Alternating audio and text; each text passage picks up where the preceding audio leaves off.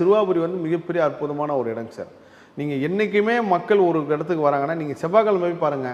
அமைச்சர்ல இருந்து பாமர மக்கள்ல இருந்து கோடீஸ்வரர் வரைக்கும் 6 மணிக்கெல்லாம் அங்க கார் பார்க்கிங் ஃபுல் ஆயிடும். அப்படி இருக்குல்ல அந்த அந்த இடத்துக்கு போகும்போது உங்க கருமா தீருது, கருமா குறையின்றப்போ உங்களுக்கு அதோட எஃபெக்ட் எப்படி காட்டும்?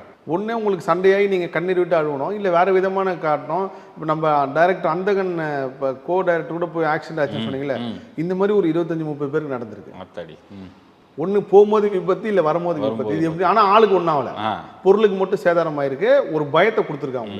அந்த பயத்தினால நடுக்கும் போகிறதுல அந்த நடுக்கம் தான் உங்கள் கர்மா தீர்றதுக்கு உண்டான